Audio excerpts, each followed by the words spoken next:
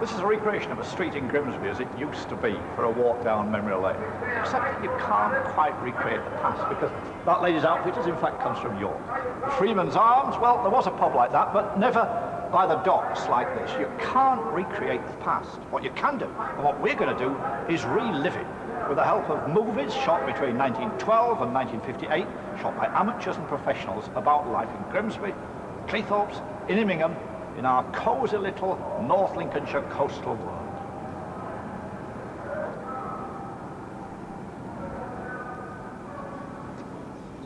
What these movie makers did for their own enjoyment has now become our history, yours and mine. It's been saved for us by Frank Smith. He's devoted his life to rummaging through old attics, antique shops, anywhere he could find old movie film and save it before it decomposed. It was transferred to new prints, it had been shown at the Whitgift Theatre, on the BBC, on ITV, and now for the first time, here they are on video. Grimsby as it used to be for the people in the Freeman's Arms, for instance.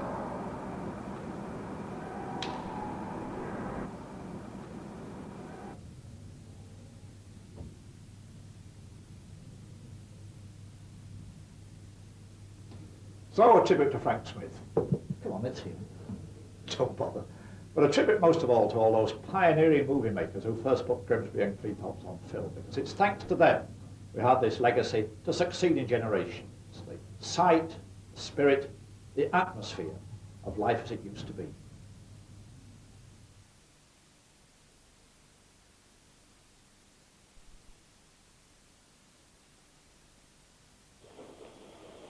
Their Majesties King George V and Queen Mary travelled from Grimsby Docks in the royal train to Immingham. It arrived at the special platform erected opposite the lock pit. On Monday, July 22nd, 1912, the King and Queen came to Immingham to formally open the King's Dock. The station had been covered with an awning. The covered way was lined with draperies of apple green and white. There was a contingent of the 4th Lincolnshire Battalion of the Territorial Army with their brilliant scarlet dress uniforms. They proudly lined the dockside. The royal couple were received by Earl Brownlow, Lord Lieutenant of Lincolnshire, Mr. G.C.H. Haig, the High Sheriff, Vice Admiral Sir Frederick Inglefield, Lieutenant General Sir Hubert Plummer, and Commander F.M. Barwick, the Marine Superintendent.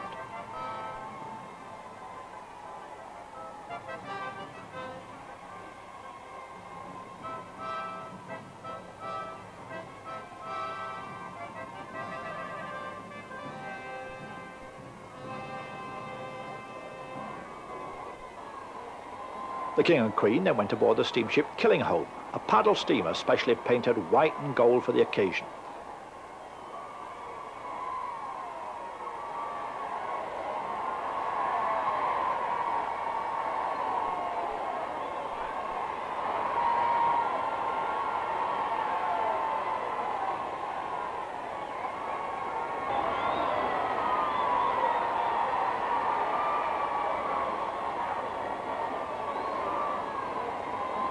On board, His Majesty pressed an electric signal, and the vessel passed into the dock amid cheers from the assembled crowd.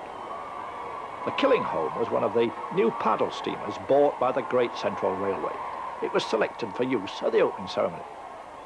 Whilst in the dry dock at Grimsby prior to the royal visit, it had been decided to change her name for the ceremony to Queen Mary, so that name was in fact painted on the boat.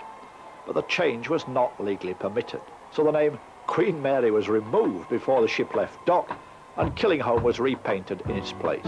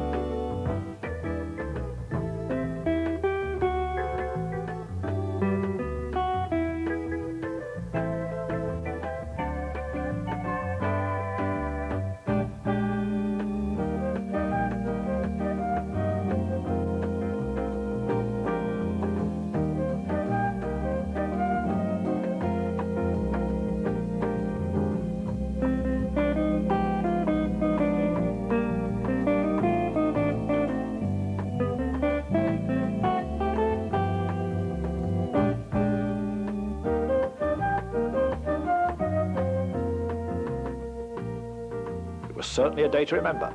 The sun was shining, the docks were ablaze with coloured flags and bunting, and every ship in the dock, including 3 British warships, was dressed as if for a regatta, with bright paintwork and polished brasses.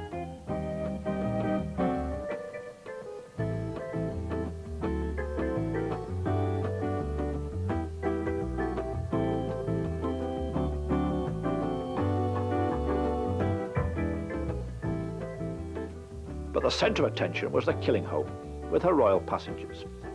Eventually she moored alongside number 2 transit shed, where the party left the ship and mounted a dais.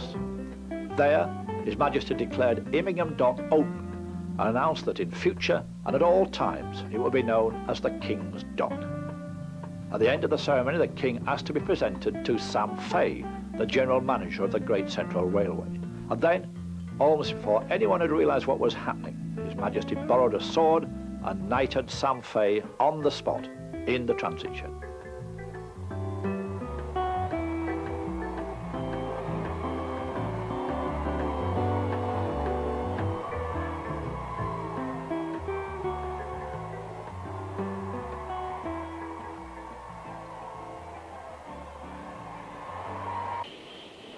Between the 2 great wars, Immingham became one of the most important ports on the east coast for pleasure cruisers on the Orient Line.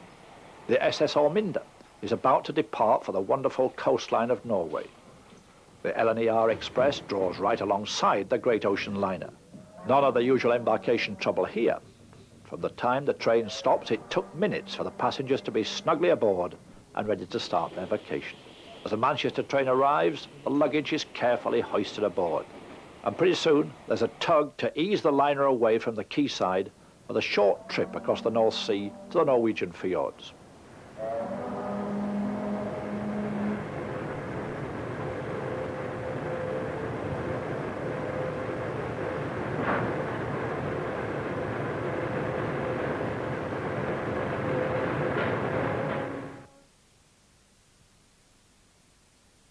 Let's move forward in time to Grimsby in the 30s and a sight of a single-decker bus. This is outside the Central Libraries Limited, not to be confused with the Grimsby Public Library, because in every town and village up and down the country, the small stationer and tobacconist operated a tuppenny library. Demand was for what some called slush. There were Nat Gold's racing novels, in which the winner took all, the sinister Dr. Fu Manchu, yellow and mysterious, who sent shudders down the spine, and the adventures of Tarzan. The more romantically inclined could always indulge their palpitating hearts with the Sheik of Araby.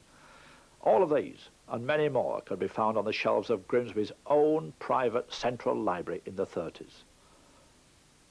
Opposite the Lyric Cinema in Victoria Street, the cameraman captures on film a piece of patriotism in honour of King George VI and Queen Elizabeth on May 12, 1937, the date of their coronation. The destination of the parade, St James's, the parish church of Grimsby. Let's enjoy that parade as it passes through the old marketplace. The mayor's attendant in his rather splendid uniform is C.E. Dennis. The mayor for that year, Councillor T. Sylvester Stone. The deputy mayor was J.W. Pryor.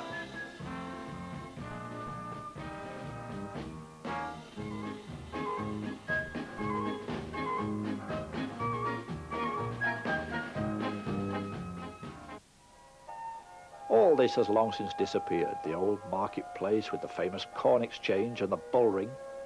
The sign over the small umbrella shop reads, "It will rain, umbrellas from 3 and 11. But if it does rain, you can always pop into the wine pipe next door.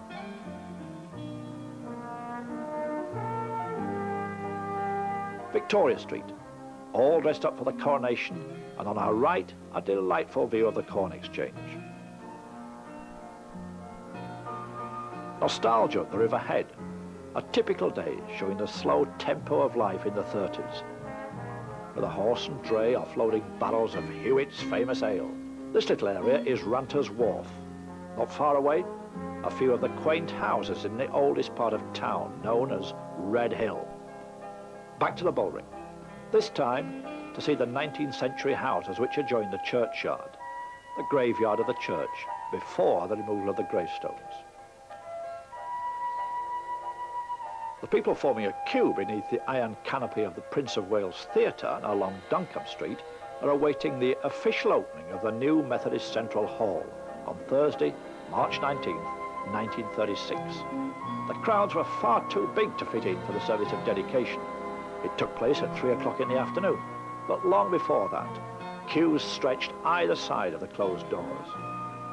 These terraced houses in Duncombe Street were demolished at the end of the Second World War. Eventually, they were replaced with car parks and modern dwelling houses.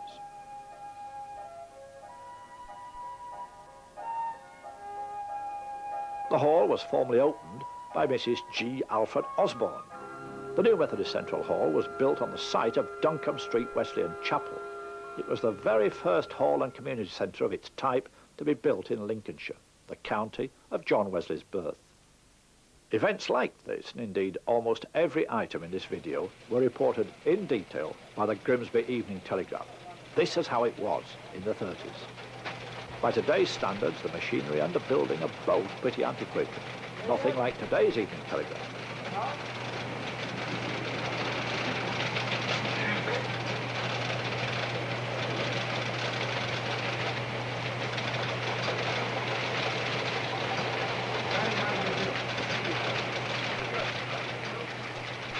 Here's the loyal staff of the day. The editor, Mr. Watson, sat at his desk with the upright telephone. The newsboys and the box-like vans dashed out into Kent Street. The news of the day, Grimsby girl to become film star. That girl, the late Marcia Franklin.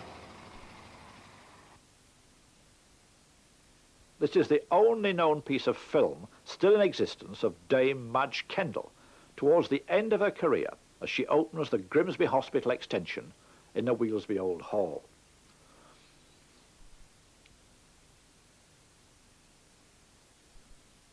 With favourable conditions awaiting them, 20 champion swimmers are heavily greased at Cap Greenay before starting the second Daily Mail International Cross-Channel swim to England. Last year's winner, Hassan El Rahim, is among the 13 men and 7 women making what really is a supreme test of human endurance. At 7:30 a.m., the swimmers enter the water with a long crawl to England before them.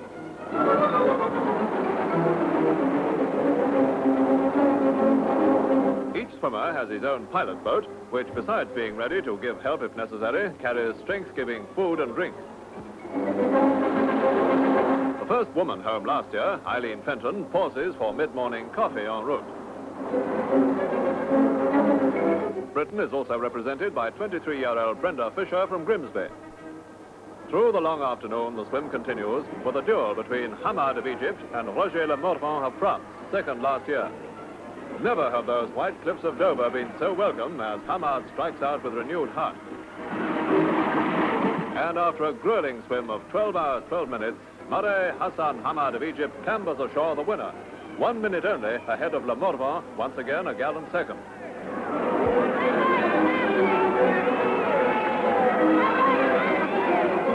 It's the third time Hamad has swum the channel, much to his trainer's delight, as contestants continue to come ashore.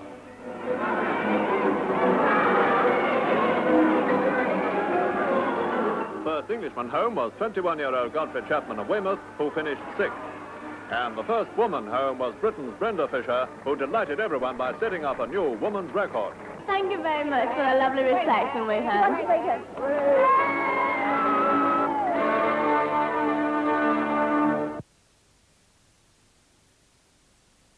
After her mammoth channel swim on August 16th, 1951, Brenda returned to Grimsby. There she was affectionately greeted by her hometown, cheering on the girl who set up a new record for swimming the channel. Leonard L. Morton was there with his camera at the ready to film this overwhelming reception.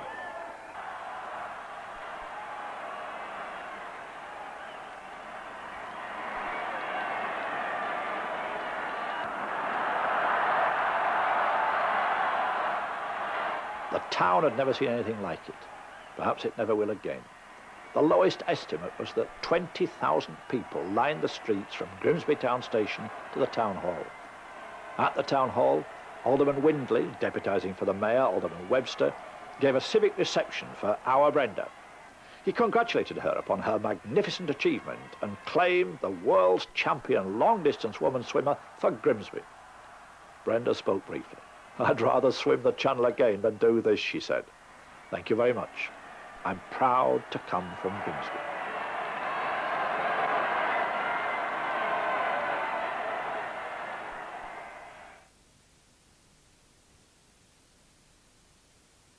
A highlight in Grimsby's calendar was always the biggest ever parade. Here we see one of the parades of the 1930s. It seems as if the whole town took part in the biggest fancy dress parade of all time. Each year the parades became more popular than the previous year. Collections were made along the route, and everyone gave freely of their precious coppers to support the cause, the much needed fund for the hospitals of Grimsby.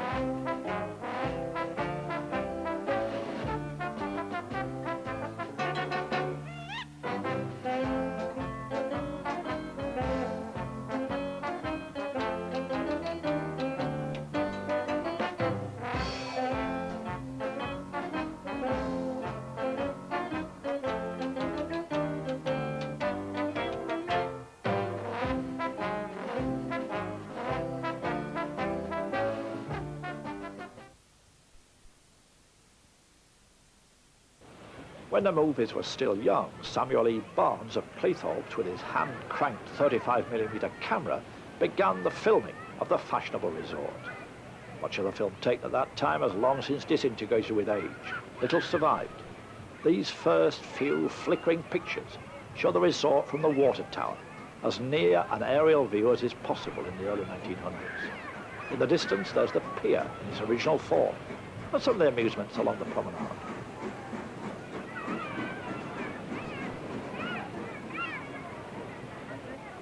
Alexandra Road, much narrower in those days as seen from the cliff. How gracious it all seems, tree-lined, genteel, the roads pitted with the tramlines. So little's changed in Kingsway that it could almost have been taken yesterday, except for the ladies' fashions and the gentlemen in their knickerbockers and caps, plus the little boys trying to hog the camera as ever.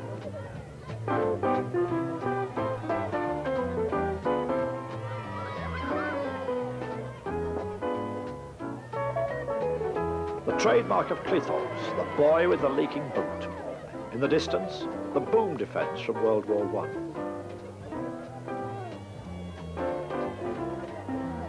Now for a visit to Wonderland, Cleethorpes' Fun Emporium.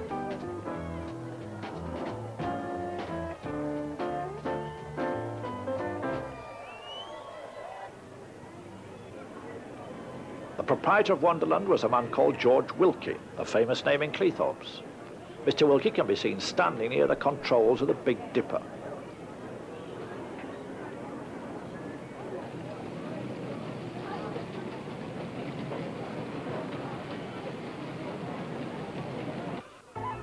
Before the Second World War, Cleethorpes had one of the longest piers in Britain, a total length of 1,200 feet. It stretched over the promenade. Its entrance was in Alexandra Road. There, midday revellers, as they were called, are leaving the pier after a morning concert in the pier pavilion.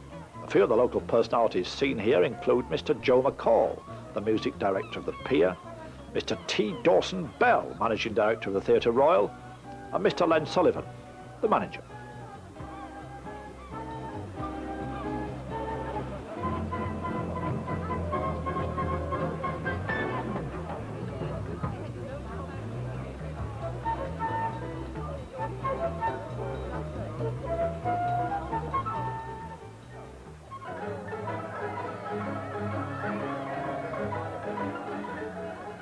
Between the two world wars, Cleethorpes was in its heyday.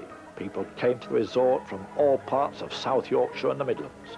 The beach was crowded with day trippers, as well as numerous amusements which included rifle ranges, a miniature zoo, Jimmy Slater's super follies on the sands, Hancock's Palace of Pleasure, and countless tea and refreshment stalls.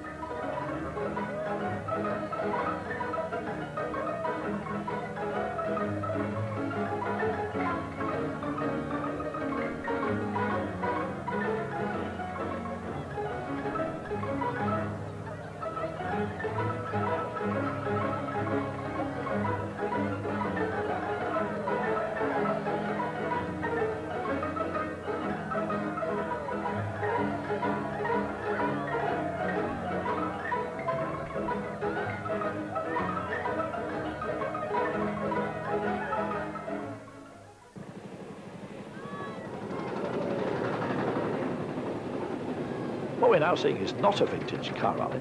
It's one of the numerous events held during the summer season. These were the cars of the day. Little's known about this event. It was filmed towards the end of the 20s.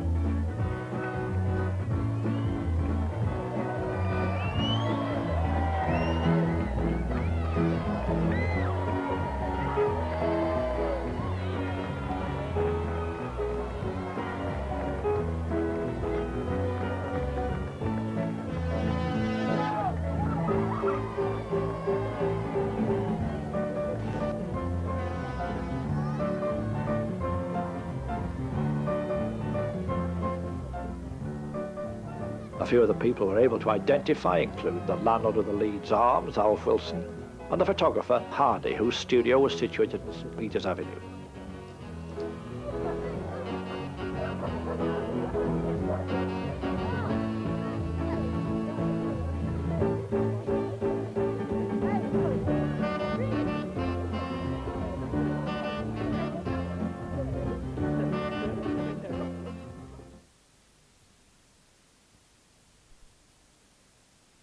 The very first Beauty Queen competition to be held in Cleethorpes was on August the 13th, 1932.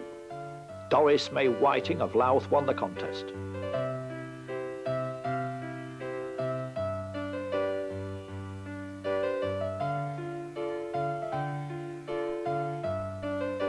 Congratulating Miss Whiting is Mrs. J. Womersley. In the background, a glimpse of the famous Bird's Nest Cafe alongside the boating lake.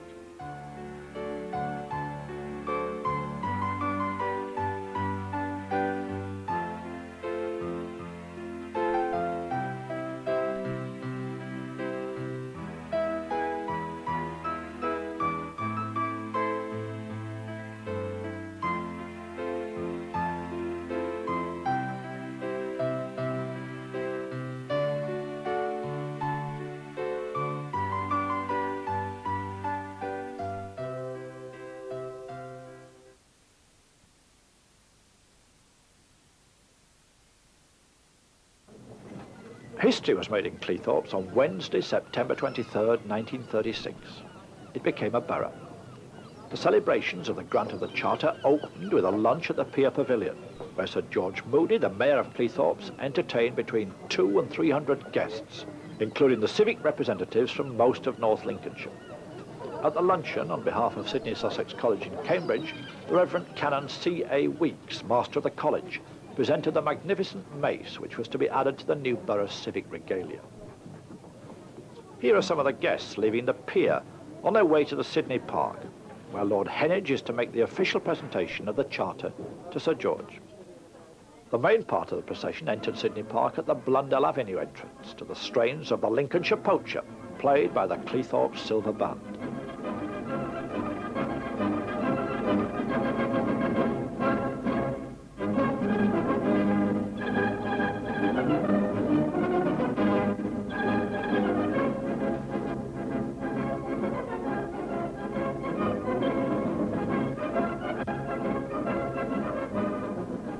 Lord Heneage inspects the Guard of Honour, provided by the 5th Lincolnshire Regiment of the Territorial Army, under Captain C.G. Franklin.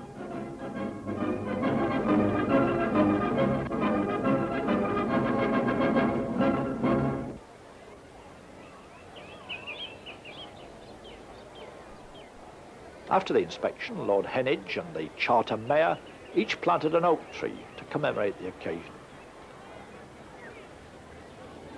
The wide green lawns of Sydney Park in the mellow September sunshine were an ideal setting for the afternoon ceremony. Every available space was taken long before the arrival of the civic party. On the bandstand, Lord Heneage handed the charter to Sir George Moody, the Mayor, taking a prominent part in the government of Cleethorpes over the past 40 years. Lord Heneage was acting on behalf of His Majesty, King Edward VIII, raising the town to the dignity of a borough. The mayor then handed the charter document to the town clerk, Mr. A.F. Barter, who then read out brief extracts from the document. The ceremony concluded with a short service of dedication.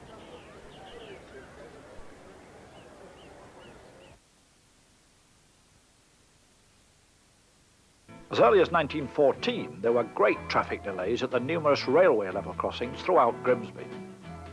Weelsby Road and its counterparts on Cleethorpes Road were the worst. As far back as 1919, negotiations were open to build a subway to replace the level crossing on Weelsby Road. But it wasn't until May the 1st, 1933, that the main contractors, Fletcher and Company of Mansfield, started on the £20,000 scheme, which included a 200-ton bridge.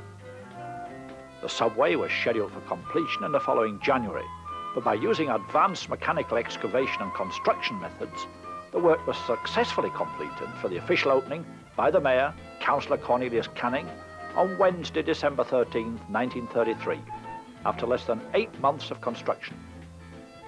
So what you're now seeing is the subway taken many years later.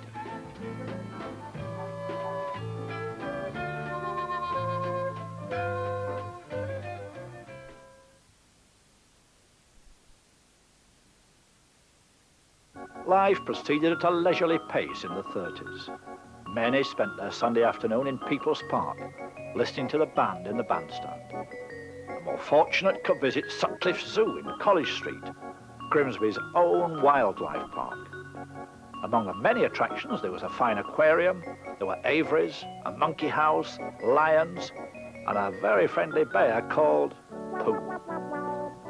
The highlight of the afternoon was to play with the lion cubs.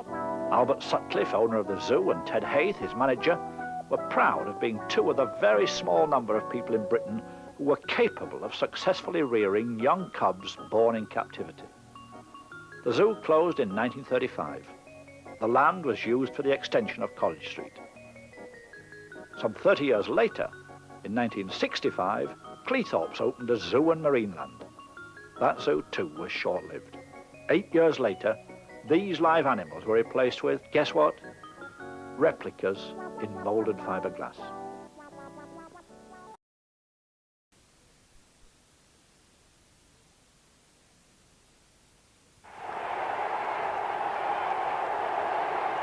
Grimsby Town in stripes, running out to play Lincoln City in whites. Lincoln City was bottom of Division 2. They were being relegated. This was Grimsby Town in its heyday. Second Division champions prior to their entry into Division 1 in 1933 to 34. This match was for the Lincolnshire Senior Cup. Unfortunately for Grimsby, it was a draw. There was a replay the following week. Lincoln won, 2-1. But to stop the first meeting being a total anticlimax for the fans, Grimsby ran up the steps to receive the Second Division Championship Shield.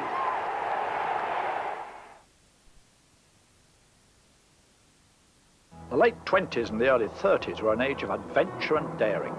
The great pioneers of aviation, Amy Johnson, Charles Lindbergh, Amelia Earhart, and Sir Alan Cobham were national heroes. And on October the 1st, 1929, Grimsby was fortunate in having a visit from Sir Alan Cobham and his flying circus. Sir Alan landed at Littlecoats on the site which was later to be occupied by the Trawl Hotel at the end of Yarborough Road.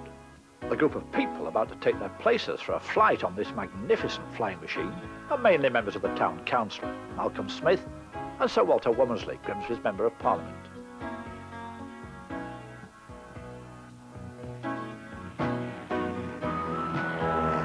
Two years later, there was a visit from Captain Barnard's Flying Circus. This odd-looking contraption is an autogyro. No connection with your post office gyro account, I hasten to add. It was a forerunner of the present-day helicopter.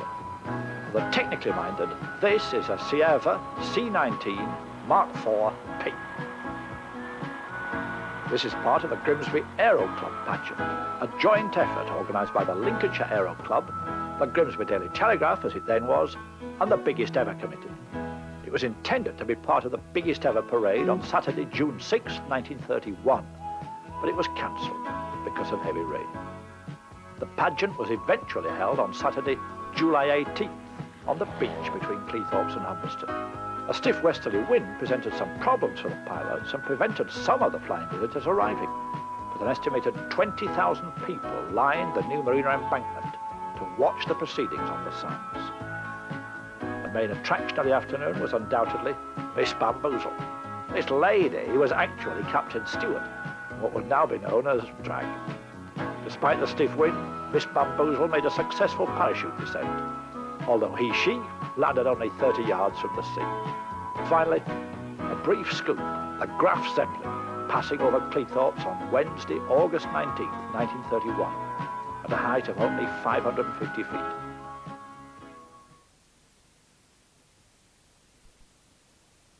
Grimsby is and always was a seafaring town. By far the most important part of the town are the docks.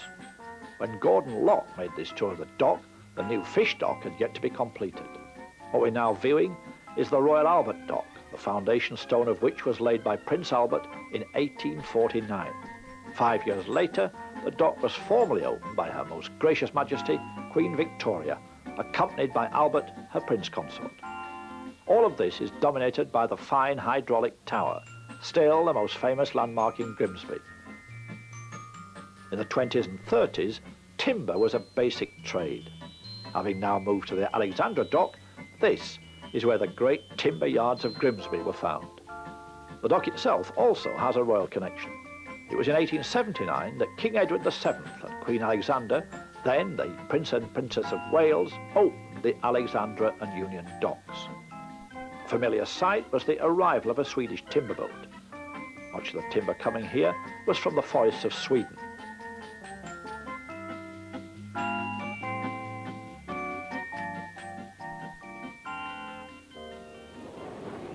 From the boats, the timber was unloaded and taken to the huge timber yards, where it was laid to season. From time to time, a careful examination of the lock gates proved necessary. This is a typical diver of the 30s, wearing a combination diving suit and heavily weighted boots to keep him upright. The flexible air pipe was carried in a small boat. Almost every port or harbour around the coasts of Britain was used by fishing vessels, but Grimsby and Hull were the two major fishing ports. They dealt with nearly half of the fish landed in Great Britain. This was the age of steam, when trawlers were driven by coal. The fish was kept fresh by being stored between layers of ice. Then it was unloaded onto the dock. The early fish market was always a hive of activity.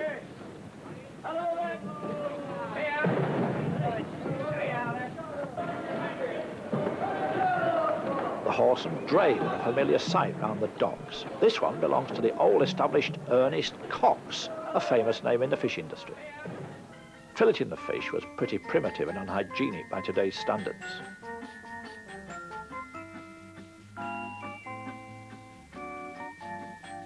Now the sad saga of Harry the Haddock. Harry's split and smoked. Then he's boxed and put on one of Mr. Cox's finest horse-drawn drays and take to the wet fish shop. His destination, Cribs in Bethlehem Street. There, Harry waits to be taken to his final resting place. Delicious, wasn't he?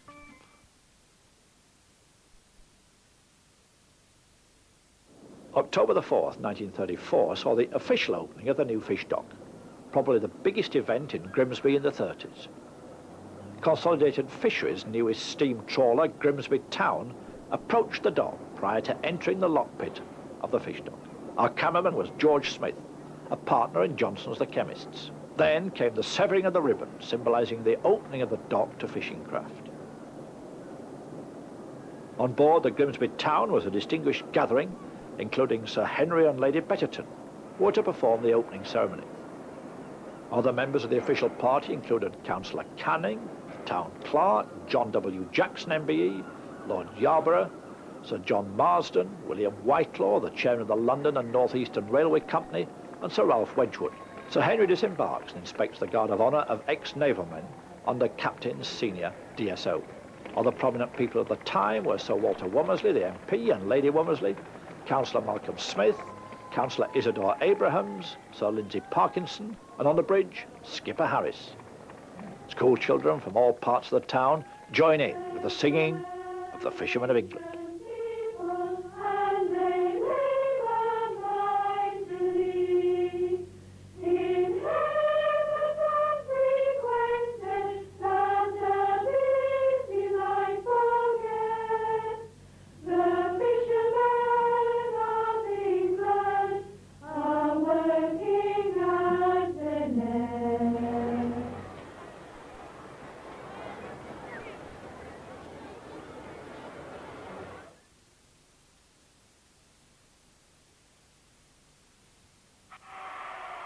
"24 years later, on June 28, 1958, Her Majesty Queen Elizabeth II and the Duke of Edinburgh came to Grimsby and Cleethorpes.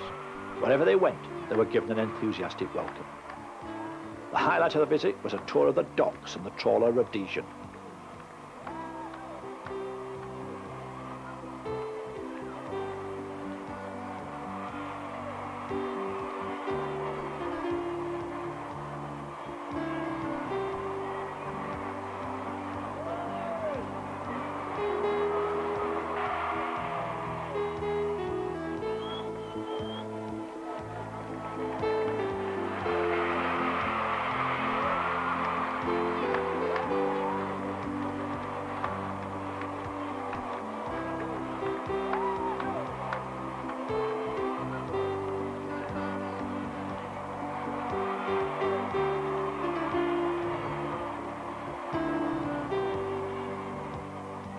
Cheery, flag-waving crowds lined the streets of both towns. All the windows and other vantage points were occupied by the residents to let the royal visitors know they were truly welcome.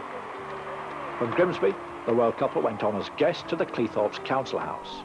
Outside the council house, crowds congregated early to see Her Majesty and Prince Philip arrive for their first official visit.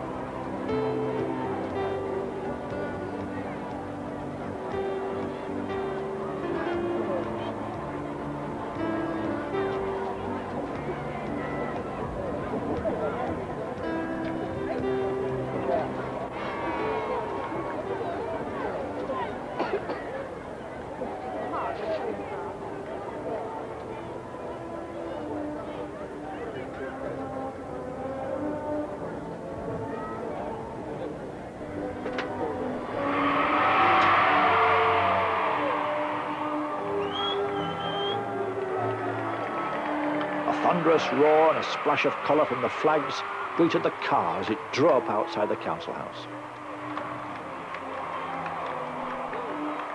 As they stepped into the bright sunlight, the Queen and the Duke were greeted by the Mayor of Cleethorpes, Councillor W. Solomon.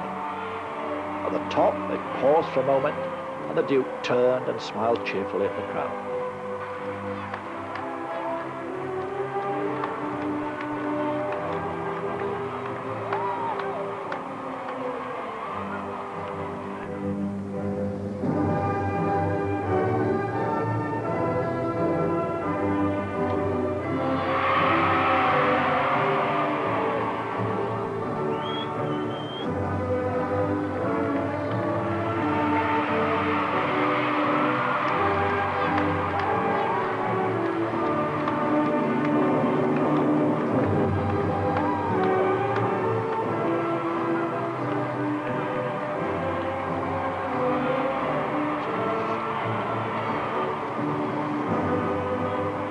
Following the royal reception, the Queen and the Duke left for their next engagement, which was to be the opening and unveiling of a plaque at the George V playing field in Grimsby. In the meantime, with all the excitement over, the crowds quickly disappeared, taking with them the memory of yet another bygone.